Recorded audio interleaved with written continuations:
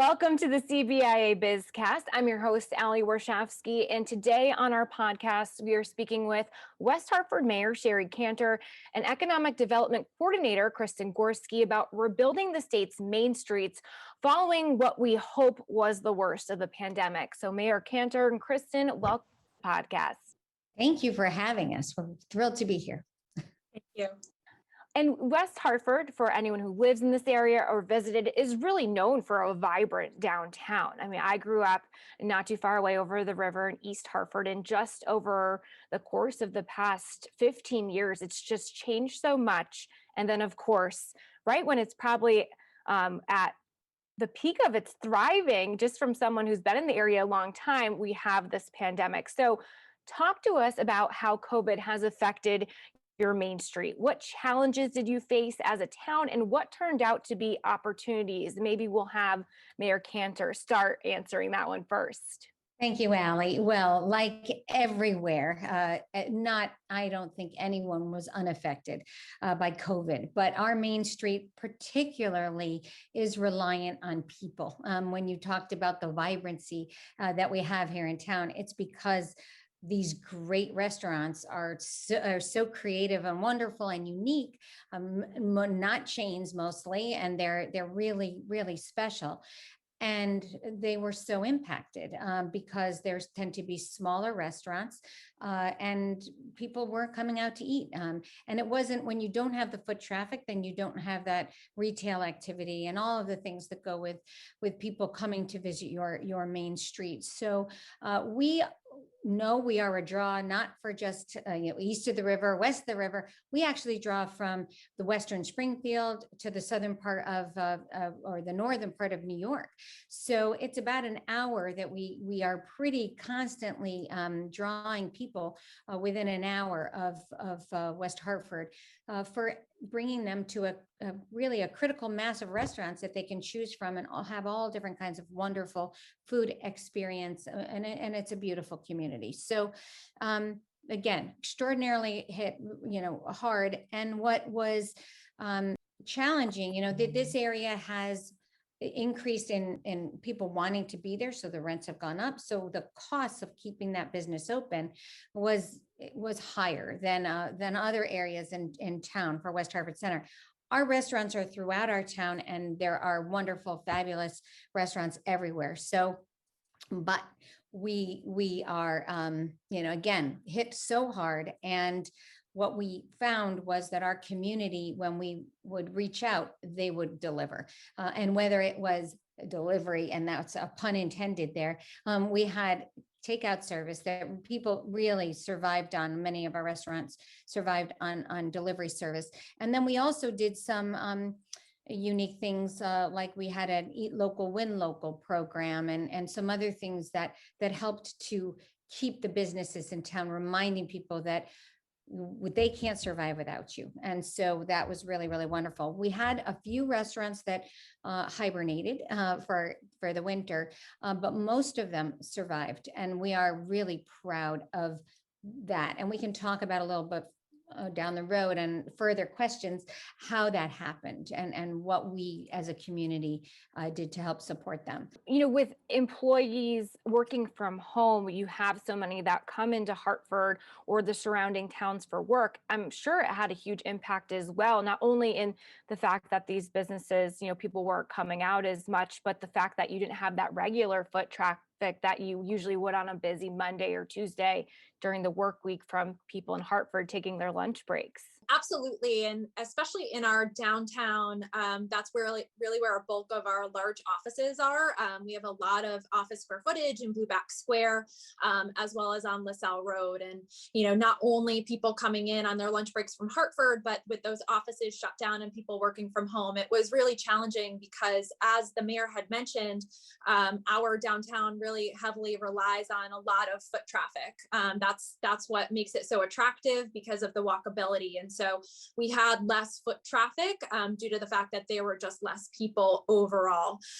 Luckily, that has started to rebound as people are headed back to the office. I think that, in terms of what we've learned, we're a little bit ahead of the curve in terms of people that are coming back to physical offices, which is great in order to continue to support our businesses that are there. And Mayor Cantor, I know that you had said some of the initiatives you had going on to keep people coming to these businesses during the pandemic. What type of initiatives are you implementing now to bolster community in terms of economic development and support? And Kristen, you might be able to weigh on this one too. Yeah, that would be helpful. But I'm just going to go back, Ali, for a minute on the other question that you asked. And the anecdotal information as well was people weren't commuting. We have a number of families, or a lot of residents that split their time between either Boston and New York and live in West Hartford. It's kind of in between. If one spouse works in one place, one spouse works in another. There has been remote working for a long time, but maybe they would go in one day a week or 2 days a week, and they were here. And so a lot of the people that weren't necessarily going downtown to work were eating in West Hartford and doing takeout. So that was a dynamic that we thought we did see. So that was really helpful. But I think, as you know, I think the biggest thing we did, we were one of the first communities in the state to expand outdoor dining. And that was a really quick expansion. And I want to applaud Kristen and our whole team for their remarkable work on making this happen. Our town planner, our public works department, people that really truly worked together, community services, health department, worked together so quickly to make this a reality. And the town actually just went ahead and bought the Jersey, we rented the Jersey barriers, and we did all the configuration. So we used public spaces on our streets to expand to have that outdoor dining. And that really saved so many restaurants throughout our town, but largely in our center in Blueback Square. And many of the restaurants said that they did better than they did the previous summer because of that expanded dining. Obviously the seating, but also the experience of having the ability to decorate it and make it, I call them gardens of eating, because that's the way they were designed. And the creative restaurateurs that are so talented in what they offer for food made the whole dining experience really, really special. So that was a really big thing. And then that success sort of fed on each other, right? So people came to experience it. And anywhere I go everywhere I go throughout the state of Connecticut, but also even in other places, people will say, "Oh, I've been to West Hartford. It's so great. I hope you're going to keep that configuration." And we are planning to do that. So that's a really big thing. But the other thing, and then Kristen can build on this, is the communication and the constant contact that we've kept with our businesses, and figuring out strategically how to continue to help them and letting them tell us what they need. Is there financial support or resources you can mention for those businesses that Mayor Cantor just mentioned that you guys have been communicating with? What's the best way for them to get in touch with you to get the benefit of some of the initiatives you are running? Great question. So, I think that this is something that was honestly a challenge right from the get-go with COVID, but also, an opportunity here. So, I think that most communities experience the same exact thing. It was, as soon as COVID hit, we needed to get in touch with as many businesses as possible. And, in many instances, although we work very, hand in hand with the business community, perhaps you don't have a reach or a connection at every single business. So in West Hartford, we have well over 4,000 businesses. And so, through the onset of COVID, we expanded our list and our contacts with those businesses from about 500 up to about 3,000 contacts at this point in time.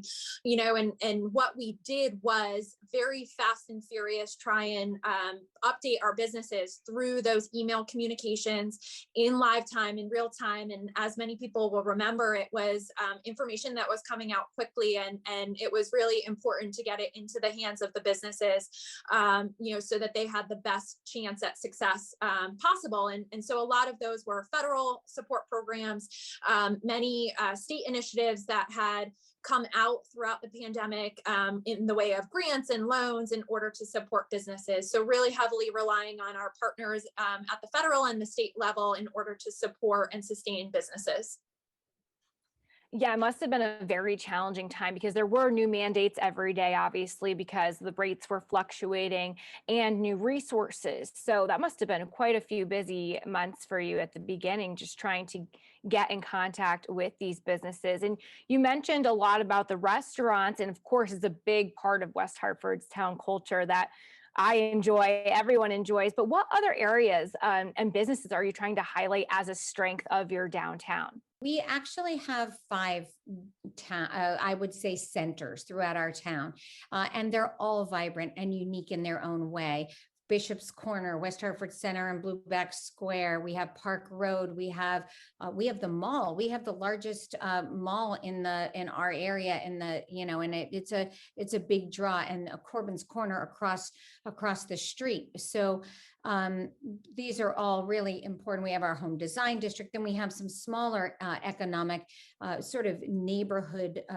I'd say they really serve the neighborhood, but they're pretty diverse in their what they offer too. So we have so many residential areas that actually have commercial centers that they feel so connected with, and we also have our business associations wrapped around those centers that our connection to the businesses, and we have have monthly meetings and regular communications with those businesses, recommending certain challenges that they have or unique opportunities that they might have. So those things have been the structure of those have been really strong prior to the pandemic, which made the recovery and the connection between those businesses so much easier once the pandemic hit. That formula was already there. Those communications were already there. Whether it's our community services, economic development, public safety, health district, we're going to those meetings and communicating. So again, lots and lots of support but all different kinds of businesses. So when we talk about, we have retail, we have, there's manufacturing, there's a lot of supportive businesses for whether it's car repairs, things like that. We don't have large corporate, large corporate presence. We have sort of that smaller office dynamic that a lot of law offices in town, a lot of personal services, hair salons, workout places, all of those kinds of things that were uniquely hit. So again, in every single area, not just West Hartford Center and Blueback Square, but every area has elements of all of these, and they were all impacted in different ways. And I guess going forward, how do you try to highlight their strengths, right? You have with the restaurants, the outdoor dining, and there's just been that push for takeout. But how do you help maybe the local gym or the hair stylist that might need a little extra support, or just, I guess, advertisement these days, right, to get people back in their doors? Are there any initiatives you have? We are in communication with them, and we do help to through the chamber. They do a lot of highlighting of certain businesses. We've done some highlighting of local businesses. We have a super hyper local communication that goes out, has a wide distribution, weha.com, I think and they'll highlight a lot of different businesses. So it kind of brings people, and they were doing that throughout the pandemic, and we will continue to do that. We have also a pretty big nonprofit presence in town, and there are we have entertainment, we have a playhouse, we have a ballet, we have a symphony, we have and obviously nonprofits that are social service related too. All of them might need help at different times. But as far as the real small sole proprietor, we did get them a lot of information, and there was individual support to a number of those businesses and what was available to them. We in particular are looking at offering in this next recovery period. And I would say this is really for longevity, making sure these businesses stay here, possibly some grant opportunities that we're kicking around now, but we need to hear from them what's going to be useful, not what we think might be useful to them. And it might look different in different sectors. Kristen, I'll shoot this one at you. Where do you see West Hartford in the next year? And then Mayor Cantor, you can answer from there. But from an economic development side, Kristen, it's hopefully you're at a point, and you can correct me if I'm wrong, where things are looking up. Where do you see in 365 days from now, the end of August of next year? Great question. I think it's difficult to imagine a year from now, especially since the last 18 months went by very quickly, but also very slowly. I really think that we have done incredibly well, if you can imagine it, throughout that last 18 months in the pandemic. So we luckily, and I think that this was through strategic planning as well as a lot of reactive and proactive support, we fared very well throughout the pandemic, and we did not lose a large amount of businesses. So we've definitely seen a huge rebound quite quickly, really starting this past spring up to now, and we're starting to get back down to pre-pandemic vacancy levels. We really only have, out of about 160 storefronts in Blueback Square in West Hartford Center, again, that primary corridor that we have, only have a couple of vacancies, really about 3 or 4 storefronts that are available. So very, very low and great. We also anticipate that we'll have some, hopefully significant grand list growth. So as the mayor had mentioned, we have these 5 distinct commercial districts sprinkled all throughout town, and we currently have some sort of major active project in each of those corridors, or we have some larger significant project that's currently in the planning stages. So now many of those are, interesting enough, multifamily residential housing, which is both a mix of market rate as well as some affordable housing units. So to provide opportunities for all, and new residents to patronize our businesses in those commercial sectors. But, we really, it's very interesting because, as you know, West Hartford is a fully developed community. We're fully built out. We don't have a lot of opportunity for additional large-scale growth. However, we've been able to work with the private sector to identify some parcels, and we have a lot of really cool infill development going on. So underutilized, vacant or blighted properties. So we're seeing a lot of regeneration, and it's going to be a really exciting year for us. Yeah, you have to hope that as young professionals seek out jobs, and especially when companies in Hartford, like Aetna or the Hartford, do return and maybe do that hybrid model, that they'll seek out to live in West Hartford, where they can then walk to their favorite coffee shop to work on those hybrid days. And hopefully in the next year, we'll see a lot more faces and new ones in the area. What can the state do to help towns like yours recover and prosper, Mayor Cantor? So I think, first of all, the state, I think, has done a very good job in helping us, helping communities, number one, be consistent in how we handled the pandemic. The mask mandate a little bit different, but I understand the challenges with so many. But we really did. We're in close contact with DECD in getting information and helping our businesses connect with them, and making sure that if there were issues, that we also could help that communication. So obviously keeping those resources alive, well accessible, and really connected to municipalities, because that's where the rubber meets the road, in many, because that can really ripple. But also, it's kind of well, as I'm looking out my window now in the pouring rain, and the potential for communities to be impacted by snow and all that, this is really important. Now people are working from their homes. So their homes become not only their lives, but their livelihoods in being connected. And how important is it for us to have a resilient and sustainable infrastructure that we know will last and not be interrupted by severe weather events, which we're seeing more of. So I would say continuing to invest in the infrastructure around the state. Obviously, sustainability and resiliency, I think, are really going to be the buzzwords going forward. And then equity, making sure that these are accessible. We have housing accessibility, we have business accessibility for people that want to start at all different levels and be able to grow. We actually, one of the things that I think is kind of unique, we have a food truck park in town, and food trucks actually often lead to brick and mortar investment. And one of those, when you know a community loves you, you want to stay in that community. And so that's one of the things that we're seeing and experiencing. And whether it's a vision that somebody has, and we try to find them the space. But I just want to mention what Kristen said. We are seeing this kind of a reinterpreting of certain areas that were designed in the 60s or 70s and around automobiles, and seeing them in a potentially different way.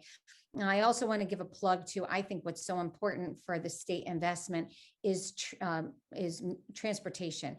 A train station in our Newport corridor. We have 2 fast track stations. We've seen 2 substantial residential mixed incomes and mixed use residential developments. And then another one down at the end of the street, the largest single development application that we had received and approved. So just along that corridor, we've already had a significant change because of, I think, largely that fast track. And if a train a station as designed and proposed by the state of Connecticut is to come to fruition, that would really be a great, a real shot in the arm for, and we know shots in the arm are even more powerful, right? For that area of town and our whole community. But I also think that the metropolitan area, the capital area, improved transportation in and out of our connecting our communities will be extremely valuable in the future. So that's my little plug for what this investing in transportation. Yeah, and I should know that we are recording this a day after a hurricane hit the state. So as you mentioned that the weather is changing and we need infrastructure that can keep up, it's certainly very relevant and on our minds right now. Yes. So I have one last question for both of you. Kristen, I'll have you answer first, but what's one thing you wish more people knew about West Hartford? Sure. That's a really great question. And I certainly have been asked this before, or I've alluded to it in some conversations. So, I think that West Hartford to me is so interesting because it has been known for so long as just being such an affluent community. And while that might be the case, we have incredible growing diversity in our community. And so I think that's from residents to our business community. We have more than 80 languages that are spoken in our school system. And we welcome all businesses from all walks of life. And we actually saw a huge increase in terms of women-owned businesses as well as minority-owned businesses open throughout the pandemic. And so, I think it's just such a welcoming community and really, again, that diversity aspect that I think people are not quite so aware of in West Hartford is really what is close to my heart. And I think is really, really important about our community. That's so interesting you say that, because again, as someone who grew up in East Hartford, it wasn't known as this diverse community. And over the past now 20 years, it's really turned into one in an area where it's all ages as well. It's not just families, it's those young professionals, it's people who want to settle there for the rest of their lives. So I agree. I think there might be that misconception. So I'm glad you're talking about it and clearing it up. And Mayor Cantor, what's the one thing you wish people knew about West Hartford? Well, and Kristen said it. I mean, it really is our diversity and also the density. I mean, we are actually the largest town in New England, and towns are a little bit self-defined. If you're over 50,000 population, that is where you could, I think, between 50 and 70,000, you could say, yeah, you're a town or a city.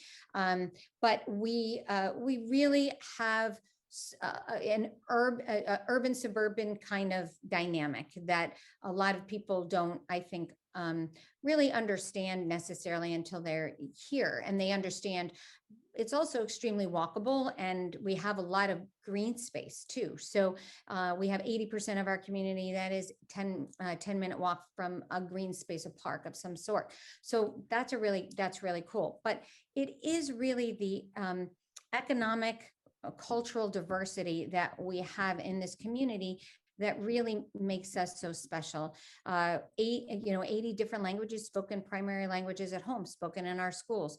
A lot of language programs out of our library that we do, and we've changed programming to make sure that we are including communities that might not have been present in our community before, and making sure that there is that outreach. So that is intentional. That doesn't happen by chance, that people are just going to come here. If you are, if you commit to your schools and you make sure that each student, no matter what language they speak at home, where they come from, that they're held, that they're supported, and they have the highest expectations of the students, then, the same thing with different, any culture, whether it's, home, a business, you can be happy here, you can succeed here, we want you here. All of those things are really important. So that's been something that West Hartford has committed to doing, and we will continue to commit to being a warm and welcoming and vibrant community. And again, I think our cultural diversity is one of our biggest strengths. So as the mayor had mentioned, our chamber is just wonderful. The West Hartford Chamber is the second largest single community chamber in the state, and they were just so supportive and continue to be very innovative. But we are in the process of doing a full launch it's a partnership between the West Hartford Chamber, the town of West Hartford, and then West Hartford Community Interactive. And this is for a new marketing and tourism website called Why West Hartford. So this soft launched earlier this summer. We were still kind of ironing out and finalizing all of the components of it, and you'll see a larger launch this fall. But what it is it basically is, again, marketing and tourism. It's meant to be able to speak to our current residents and businesses, as well as hopefully attract new residents and new businesses. And one of the most important things, or two of the most important things I think that it highlights our top rated school systems, our award-winning park systems, real estate opportunities, current developments, and so much more. So it really speaks to everything we outlined today, of why we love West Hartford. And then also, this came out of the pandemic, a real need. There's also a business directory that lists all of our brick and mortar businesses broken out by industry. It says the name of the business, and it lists an address, and then it also includes a link of how you can patronize them and visit them on their website or on their Facebook page. So we're super excited about that. That's something that we've been missing, and more to come soon. Thank you so much for joining us. You're really helping us highlight our Rebuilding Connecticut Main Street campaign and what has to be done to get back to quote unquote normal after this crazy almost 2 years now. So thank you for listening to this week's BizCast. You can listen and subscribe to our podcast on Apple, YouTube, and for more episodes, head over to CBIA.com.